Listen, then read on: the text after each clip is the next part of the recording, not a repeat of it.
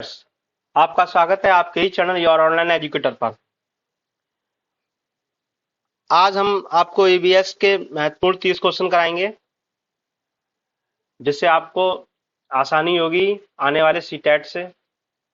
और हाँ, आप बिल्कुल ही ध्यान रखें कि फॉर्म जल्दी से जल्दी भरें।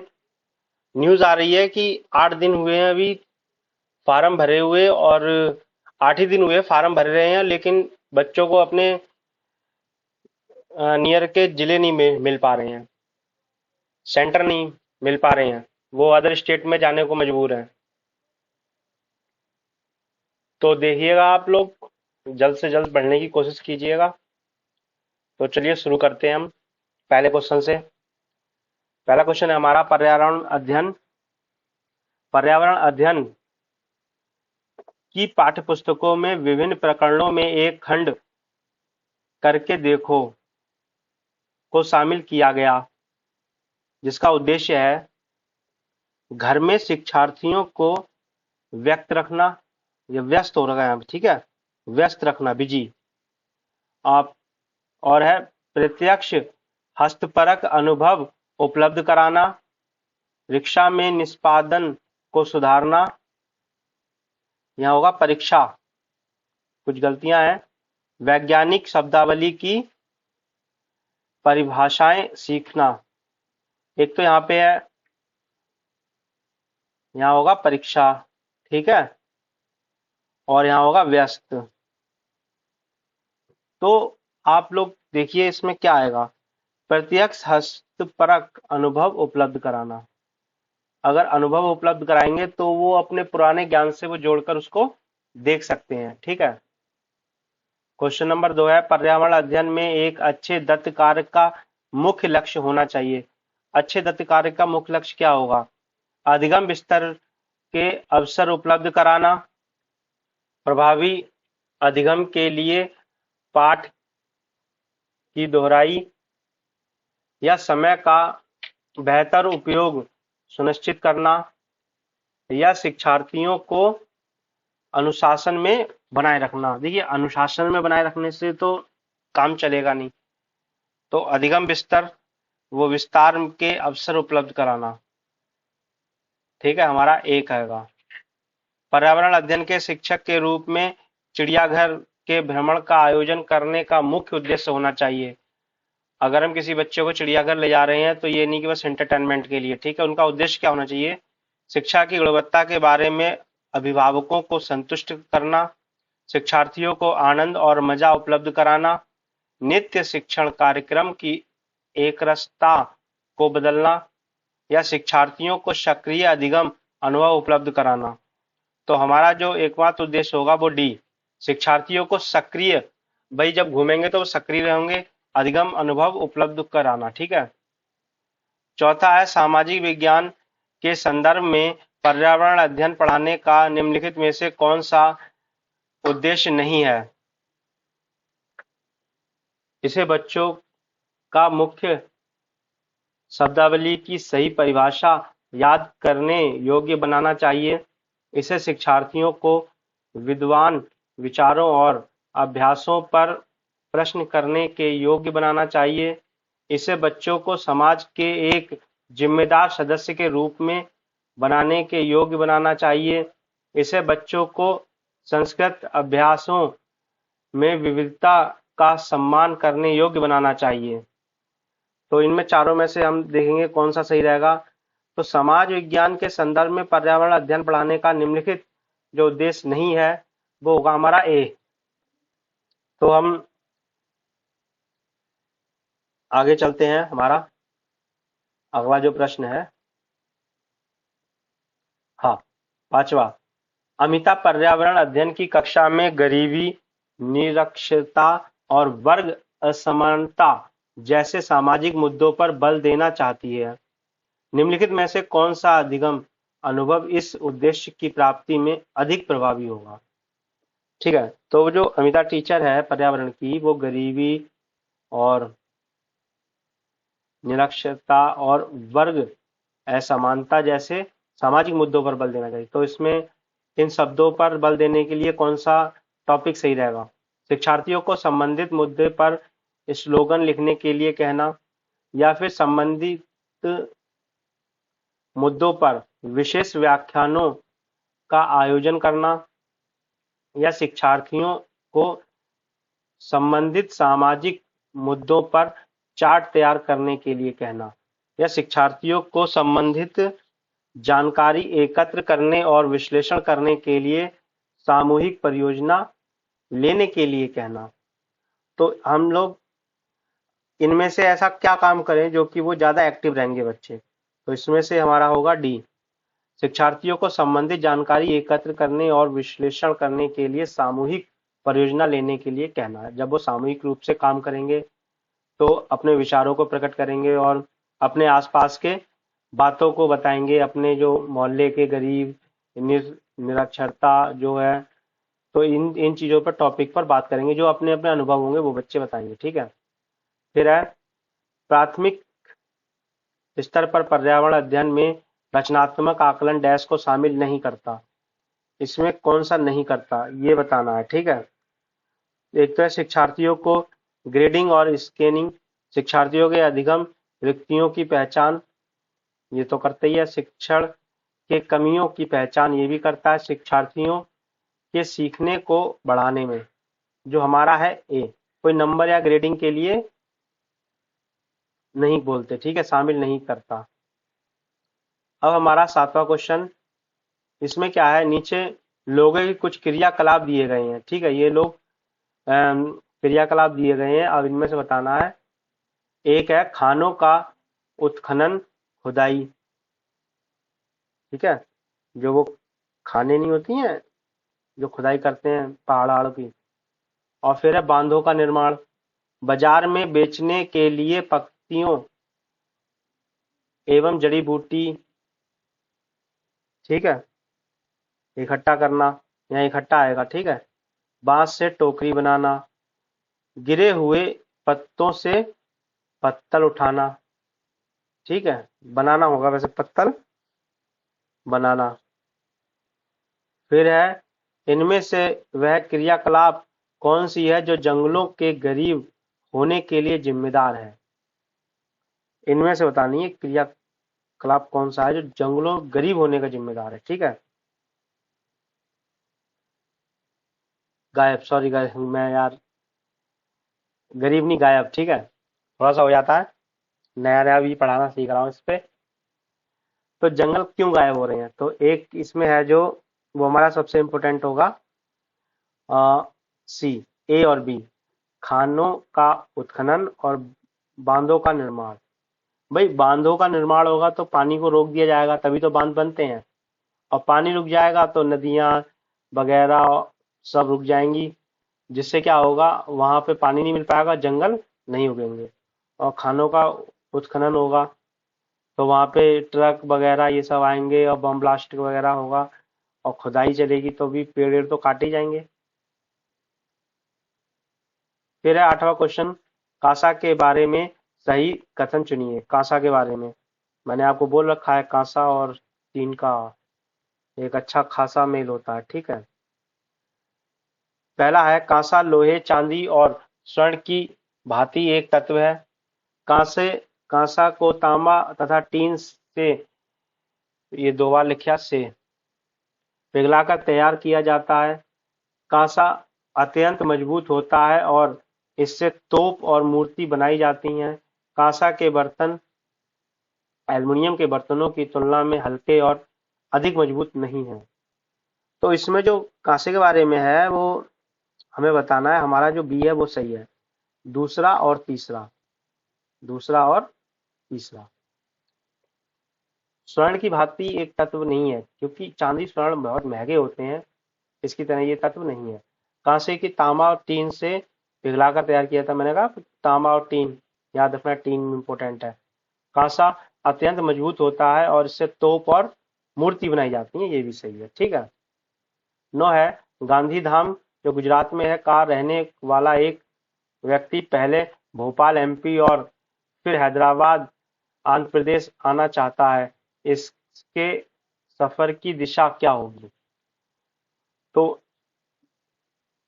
कोई व्यक्ति है जो गांधी गुजरात से भोपाल और फिर आंध्र प्रदेश आना चाह रहा है, तो वो बताना है कि इसकी सफर की दिशा कौन सी होगी। तो ये है पहले दक्षिण दिशा में और फिर पूरब दिशा में, पहले पूरब दिशा में और फिर दक्षिण दिशा में। सबसे पहले हम ऐसे एक काम कर लेते हैं, मोटा मोटा मैप बना लेते हैं, ठीक है। ये मान लो ये है भारत का मैप है। तो आंध्र प्रदेश जो है वो हमारा ये है, ठीक है। और गुजरात जो है वो हमारा ये है, और जो एमपी है वो हमारा कहीं यहां पर है, ठीक है। अब वो क्या कर रहा है, गुजरात का रहने वाला है, फिर गुजरात में तो स्टॉप है ही उसका।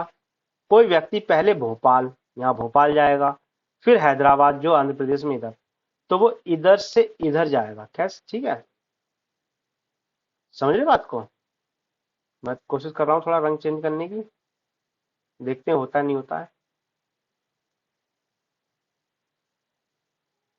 तो वो यहां से यहां जाएगा।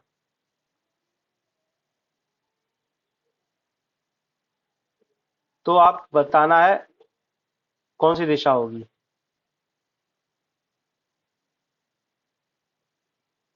तो पहले तो वो जाएगा पूर्व में और फिर जाएगा दक्षिण में, ठीक है, तो बी होगा।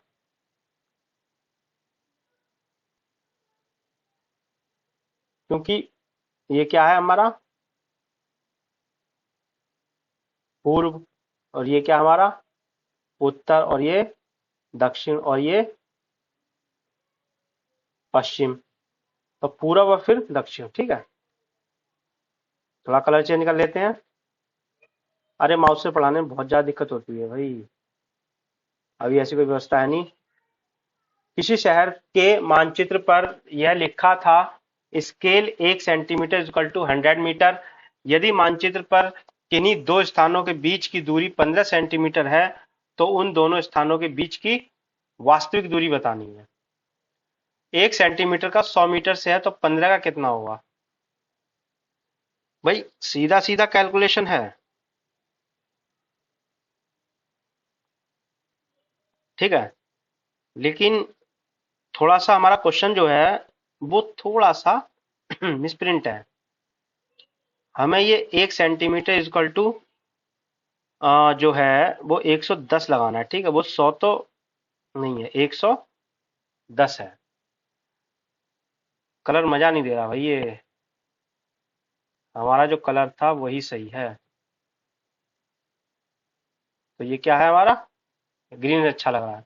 110, 1 सेंटीमीटर इक्वल टू 110 है, तो 15 सेंटीमीटर बताना है। तो 15 सेंटीमीटर भाई सीधी सी बात है, आपको अगर 15 को 110 से गुणा करेंगे,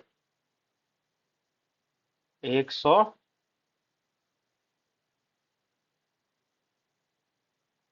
से, तो क्या आएगा, इससे तो बता दें, तो जीरो का जीरो हो जाएगा। 15 एकम 15 का 5, एक हासिल, और 15 एकम 15 और एक 16, ठीक है। उन दोनों स्थानों के बीच का वास्तविक दूरी, तो यहाँ पे क्या है, ये सेंटीमीटर है, तो ये आंसर क्या मीटर में आएगा ना। अब मीटर में तो ये है नहीं, अब ये किलोमीटर में है, तो यहाँ पे हम यहाँ पॉइंट लगा देंगे, तो 1.6 किलोमीटर हमारा क्या हो जाएगा आंसर, ये वाला सही। माउंट एवरेस्ट एक भाग है। माउंट एवरेस्ट किसका भाग है? म्यांमार, भारत, तिब्बत, नेपाल, सिंपल सा है नेपाल का। नीचे दिए गए कर्तव्य उत्तरदायित्व का अध्ययन कीजिए। ये कुछ कर्तव्य हैं, इनके उत्तरदायित्व का अध्ययन करना है। अन्य लोगों का सामान उठाने में मदद करना, पूरे ग्रुप के आगे चलना ताकि ग्रुप पीछे पीछे चले, साथी के बीमार होने पर उसका ध्यान रखना, और सबके लिए खाने पीने का इंतजाम करना, रुकने और आराम करने के लिए अच्छी जगह ढूंढना।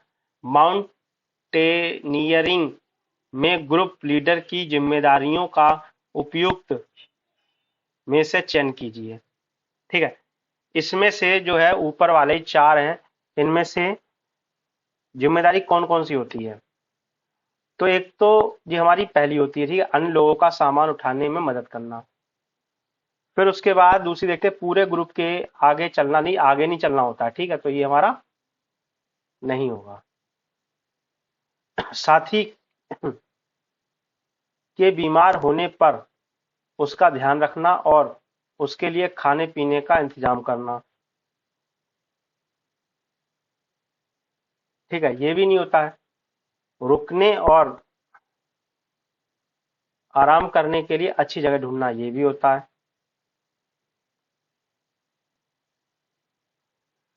और क्या होगा?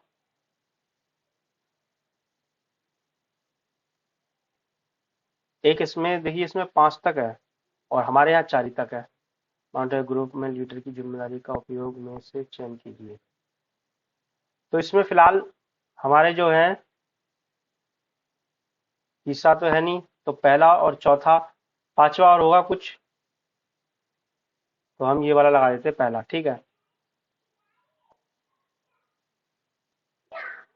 अभी मैं देख देख के बताता हूँ साथियों को ग्रुप। हाँ, तीसरा है, जो चल ना पाए उसे रुकने के लिए कहना।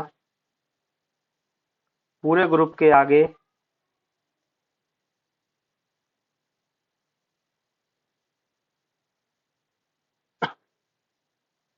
ये हमारा जो मिसप्रिंट है, ये एक तो ये 5 और ये हो गया हमारा 4। तीसरा है, जो चल ना पाए उसे रुकने के लिए कहना, ये है थोड़ा और सही है सब। ठीक है, 13वां है, उस वैज्ञानिक का क्या नाम है जिसके सर्वप्रथम मच्छर के पेट के अंदर तक झांक की ओर, ठीक है, पेट के अंदर झांक की ओर यह सिद्ध किया कि मलेरिया मच्छर से फैलता है, तथा इस अनुसंधान के लिए दिसंबर 1902 में चिकित्सा के क्षेत्र में नोबेल पुरस्कार दिया गया। उस वैज्ञानिक का नाम बताना है। ठीक है, तो उस वैज्ञानिक का नाम सीधा याद रखना, रोनाल्डो रॉस। फिर है, रजक ने अपने मित्र से कहा, मैं नहीं खेल सकता क्योंकि मुझे बुखार है। मैं कपकपी, बुखार, सिरदर्द और अंत में पसीना आने के चक्कर से गुजरता हूँ। रक्त की जांच के बाद डॉक्टर ने मुझे एक कड़वी दवाई दी है। रजत किस रोग से पीड़ित है? तो ये सीधे सीधे जो भी लक्षण हैं वो किसके हैं भाई? मलेरिया के। ये सब कुछ आपको लिखवा रखा है, प्ले लिस्ट में जाके आप एनसीईआरटी का देखना। ठीक है, अल्बरूनी कौन था? अल्बरूनी के बारे में अगर आपने पढ़ा होगा तो आप बता देंगे। वह एक यात्री था जिसने भारत के लोगों का सांस्कृतिक और आध्यात्मिक अध्ययन करने के लिए कश्मीर से कन्याकुमारी तक की यात्रा की। वह एक कुतुबशाही सुल्तान था जिसने हमारे देश में लगभग 40 वर्ष शासन किया। वह अफगानिस्तान का एक व्यापारी था जो हमारे देश में मेवी के बाजारों का बाजारों का अध्ययन करने के लिए आया था। जो मेवे नहीं होते हैं या वह उज्बेकिस्तान का यात्री था जिसने एक किताब लिखी जो हमारे देश के इतिहास के बारे में जानने में सहायता करती है, तो दी है। रात में जागने वाले जानवर हर चीज को केवल, ये तो केवल का गया, केवल लाल रंग में, हर रंग में, केवल काला और सफेद देख सकते हैं, केवल हरे रंग में। तो जो रात में जो जानवर जगते हैं जो सिर्फ और सिर्फ काला और सफेद, ब्लैक एंड व्हाइट देखते हैं। ठीक है, हाथियों के झुंड के बारे में सही कथनों को चुनिए। हाथियों के झुंड में केवल हथनियां और 14-15 वर्ष के बच्चे ही रहते हैं। हाथियों के एक झुंड में किसी एक ही परिवार के सदस्य रहते हैं। झुंड की सबसे बुजुर्ग हथनी ही पूरे झुंड की नेता होती है। एक झुंड में हथनियों और बच्चों की संख्या कितनी भी हो सकती है। तो इसमें जो कथन सही होंगे वही हम लगाएंगे। ठीक है, तो हमारा जो आंसर है इसका सी।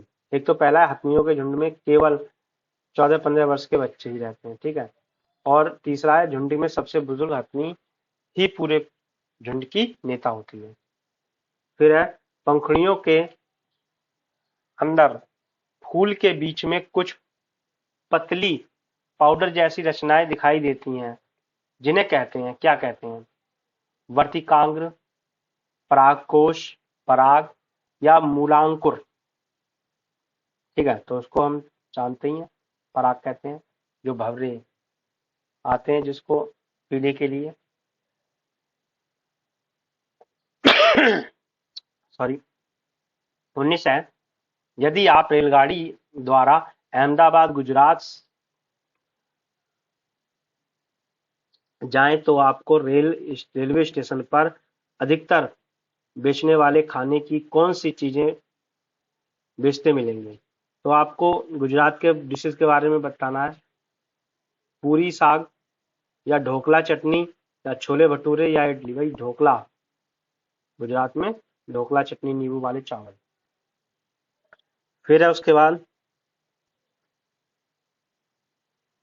बाद है, पक्षी अपनी गर्दन बहुत अधिक हिलाते हैं, इसका कारण है कि खिलाते नहीं, हिलाते होगा यहाँ पे। ठीक है, उनके कान पंखों से ढके होते हैं, उड़ सकते हैं। पक्षियों की आंखों की पुतली घूम नहीं सकती, पक्षियों की आंख छोटी होती है। तो इसका जो है हमारा सी, पक्षियों की जो पतली होती है आंखों की, वो घूम नहीं सकती, इसके कारण वो अपनी गर्दन घुमाते हैं। ठीक है, निदान के पश्चात कोई डॉक्टर रोगी से यह कहता है कि उसके खून में हीमोग्लोबिन की कमी है, तो उस रोगी को आयरन की कमी पूरी करने के लिए क्या किया जाना, मतलब क्या खिलाया क्या जाना चाहिए? ठीक है, या क्या खाना चाहिए? आंवला, हरी पत्तीदार सब्जियां, चावल, चीनी, हरे पत्तेदार सब्जियां, गेहूं, संतरा, गेहूं, नींबू, मटर। तो हमारा क्या होगा? आंवला, हरी पत्तीदार सब्जियां। राष्ट्रीय पाठ्याचार की रूपरेखा 2005 प्राथमिक स्तर पर पर्यावरण। तो इसमें जो है राष्ट्रीय पाठ्याचार रूपरेखा 2005 के अनुसार बताना है, प्राथमिक स्तर पर पर्यावरण अध्ययन शिक्षण का प्रमुख उद्देश्य स्वतंत्र रूप से प्रयोग करने की कुशलता अर्जित करना, या विषय की आधारभूत संकल्पनाओं की आधारभूत समझ का विकास, या विषय के आधारभूत सिद्धांतों को स्मरण करना, या कक्षा दिवम को विद्यालय के बाहर के जीवन से जोड़ना। तो इसमें बच्चों को जो 2005 के अनुसार है, तो सीधा सीधा है डी, कक्षा के अधिगम को विद्यालय के बाहर जीवन से जोड़ने से। ठीक है, क्योंकि वो छोटा बच्चा है, वो बाहरी दुनिया को ज्यादा ऑब्जॉर्व करके आया है। निम्नलिखित में से कौन सा प्राथमिक स्तर पर पर्यावरण अध्ययन की पाठ्याचार की आवश्यकता के अनुरूप नहीं है? इसमें नेगेटिव बताना है, 1 नेगेटिव होगा और 4 पॉजिटिव होंगे। ठीक है, प्राथमिक स्तर पर पर्यावरण अध्ययन की पाठ्याचार की आवश्यकता के अनुरूप नहीं है। उसे शिक्षार्थियों के मानसिक स्तर अनुकूलन होना चाहिए, उसे काम की दुनिया में प्रवेश के लिए शिक्षार्थियों को ज्ञान एवं कौशल से लैस करना चाहिए, उसे शिक्षार्थियों के कार्य पर्यावरण के सरोकार को उत्पन्न करना चाहिए, या फिर उसे शिक्षार्थियों को उन पद्धतियों और प्रक्रियाओं को अर्जित करने में शामिल रखना चाहिए जो नए ज्ञान को उत्पन्न करने में आगे ले जाएं। तो हमें बताना है इसमें, तो इसका जो है बी, ये नहीं होना चाहिए, अनुरूप नहीं है। उसे काम की दुनिया में प्रवेश के लिए शिक्षार्थियों को ज्ञान एवं कौशल से लैस करना चाहिए। ठीक है, फिर एनसीईआरटी की पाठ्य पुस्तकों में पर्यावरण अध्ययन को उच्च प्राथमिक और स्थान दिया गया है। तो इसमें बताना है कि क्या है, अधिकम संख्या में अभ्यास प्रश्नों को शामिल करने के लिए, विषय की आधारभूत संकल्पनाओं की व्याख्या करने के लिए, या चिंतन और विषय में के लिए शिक्षार्थियों को अवसर उपलब्ध कराने के लिए, या तकनीकी शब्दावली की सटीक परिभाषाएं उपलब्ध कराने के लिए। तो आपको मैंने बता रखा है इसमें आपको जो पॉजिटिव वर्ड अवसर उपलब्ध जब करा रहे हैं तो ये हमारा सही होगा।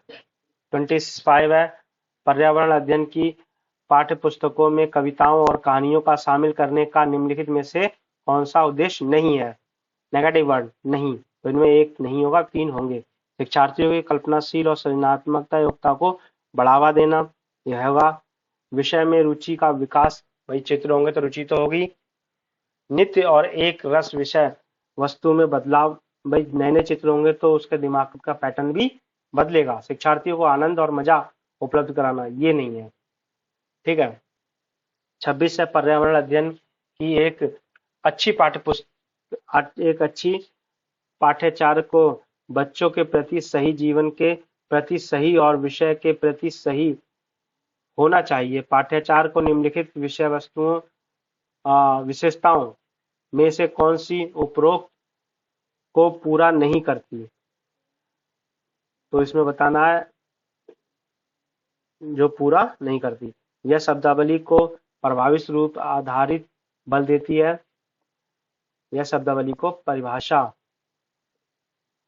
ऊपर आधारित बल देती है, ये नहीं होगा। ठीक है, क्योंकि परिभाषा के ऊपर बल देने का क्या मतलब है कि कहीं नेगेटिव वर्ड है ना, बल देना, और परिभाषा को रटना कोई मतलब नहीं है, तो सिखाना पड़ेगा। यह भय एवं पूर्वाग्रहों से मुक्त होने के मूल्य को बढ़ावा देती है। यह विषय को एक सामाजिक प्रक्रम के रूप में देखने के लिए शिक्षार्थियों हेतु आवश्यक है। यह शिक्षण अधिगम प्रक्रिया को अधिक बल देती है, तो हमारा इसका होगा ए। फिर है नंदिनी कक्षा 3 शिक्षार्थियों को जानवर हमारे साथी प्रकरण के परिचित कराना चाहती है। प्रकरण को और अधिक रोचक तरीके प्रस्तुत करने के लिए निम्नलिखित में से कौन सी युक्ति सर्वाधिक उपयुक्त होगी? शिक्षार्थियों को पाठ्यपुस्तक में जानवरों के लिए दिए गए चित्रों को देखने के लिए कहना, विभिन्न जानवरों के चित्रों को प्रदर्शित करने वाले चार्ट का प्रयोग करना, विभिन्न जानवरों के चित्रों को श्यामपट्ट पर बनाना, जानवरों तथा उनके उपयोगिता पर आधारित फिल्म प्रदर्शित करना। इसमें बताना है आपको सबसे ज्यादा जो उपयोग होगा तो डी होगा। भाई करो ना करो, लेकिन जो मतलब शायद पॉसिबल ना हो कि आप कोई लगा दो क्या कहते हैं उसे, टीवी वगैरह, एलसीडी वगैरह और फिल्म चला दो, पॉसिबल ना हो। लेकिन इसमें इस टाइम ये पूछा गया प्रभावित कौन सा होगा, तो वो होगा जानवरों तथा उनके नहीं उपयोगिता पर आधारित फिल्म प्रदर्शित करना। ठीक है। फिर है 28 में है कक्षा 5 की एनसीईआरटी की पर्यावरण अध्ययन की पुस्तक में प्रत्येक पाठ के अंत में एक खंड को शामिल किया गया है। हम क्या समझें? यह सुझाव दिया गया है कि इस खंड में शामिल प्रश्नों के उत्तर का सही या गलत रूप से आकलन नहीं किया जाएगा। यह परिवर्तन इसलिए किया गया है क्योंकि यह आकलन में विषयनिष्ठता को कम करता है। इस स्तर पर बच्चे सही उत्तर नहीं लिख सकते।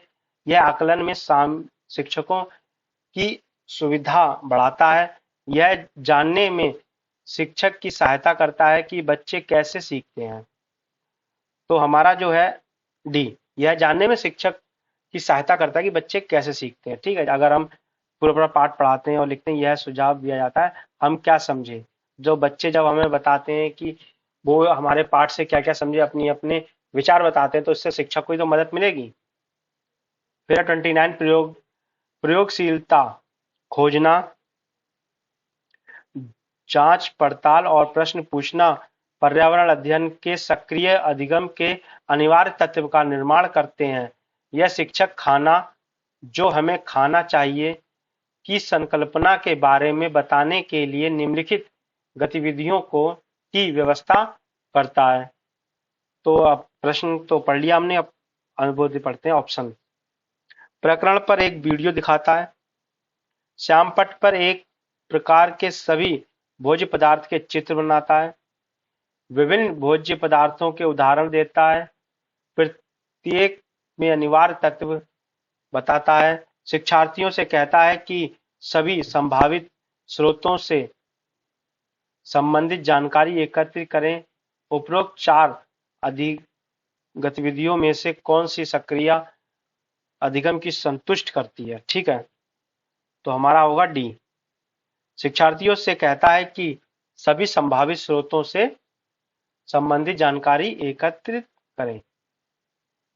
क्वेश्चन नंबर लास्ट, कक्षा 4 के शिक्षार्थियों को हवा सब जगह है प्रकरण पढ़ाते समय गीतिका निम्नलिखित गतिविधियों को करने की योजना बनाती है।